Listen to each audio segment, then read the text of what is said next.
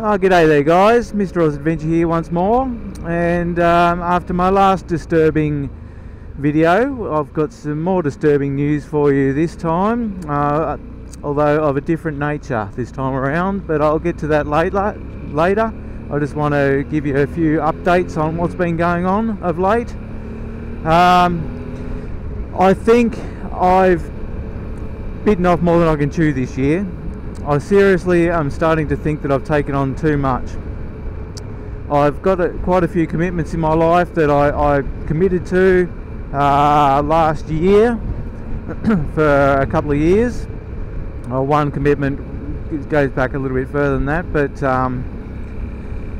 when I took on these commitments I didn't have such a busy business. My business wasn't taking up so much of my time. I had a little bit more free time, so I could do these things.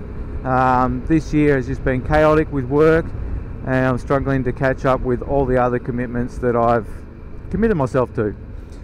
So that's why I haven't been writing so much. I haven't been editing videos as much. I haven't been commenting on videos, watching other people's vlogs. I've just been really struggling to keep up with everything of late. Add to that, we have to move house. Yes, yet again, 12 months after I moved house last time, I have to move house again.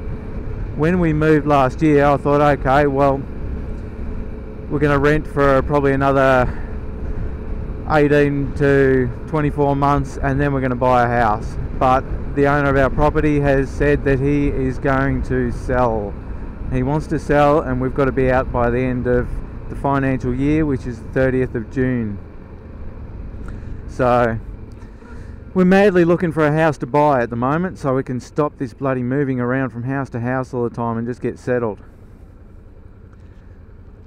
Which leads me on to the next part of this video, which I'll talk about as soon as I'm through these lights. So yeah, as I was saying, we have sort of been forced into buying a house sooner than we had planned. So we had initially thought, yep, we'll give ourselves a couple more years to save up the funds for another deposit. We sold our last house in 2011, put the money into our business, and so we've started saving from scratch again for a house over the last few years, and we weren't quite ready, but we're sick of moving, sick of being told what we have to do and everything. We just want to get into a house and settle down again. It's a bit of a pain in the ass having a bloody move all the time. So we've got enough of a deposit to buy a house, but not the type of house that we're going to be happy living in. We can buy some shitty little house that is in a crappy area, but we don't want to do that.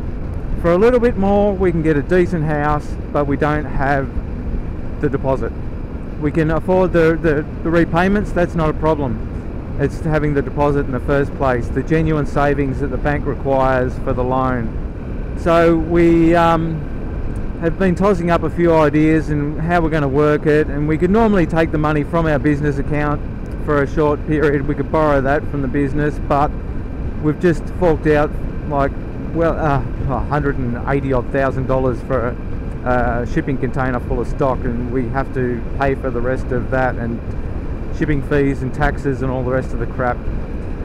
So we're a bit sort of stuck for funds at the moment, and my wife suggested that I sell my bike. And I went, no fucking way, no, I'm not selling the bike.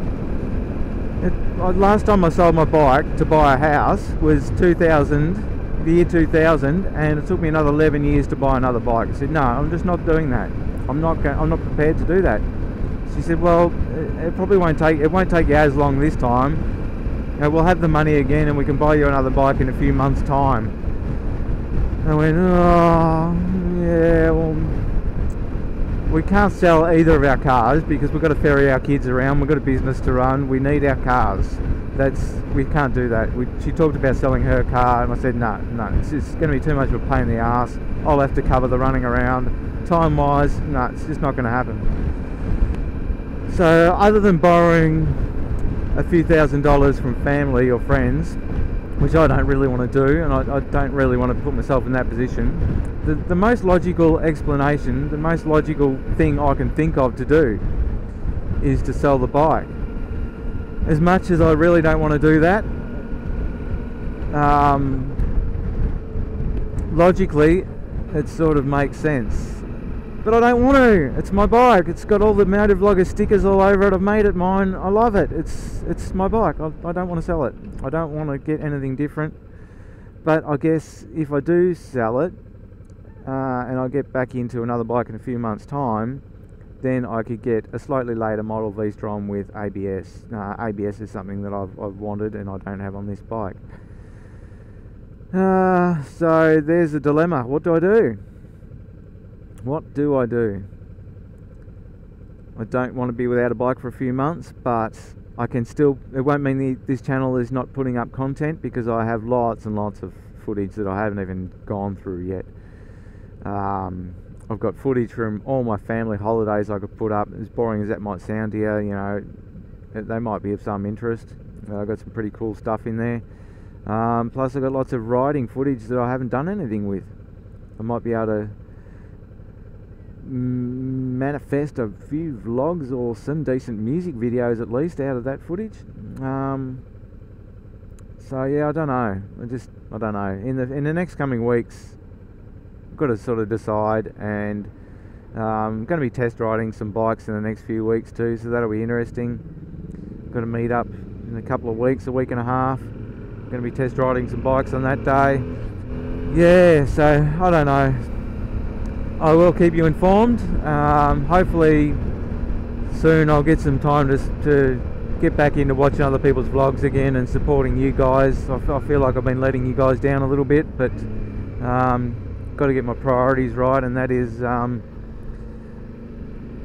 yeah, my other commitments just needed attending to. So stay tuned for further developments. I will let you know, and I'll talk to you soon. See you later.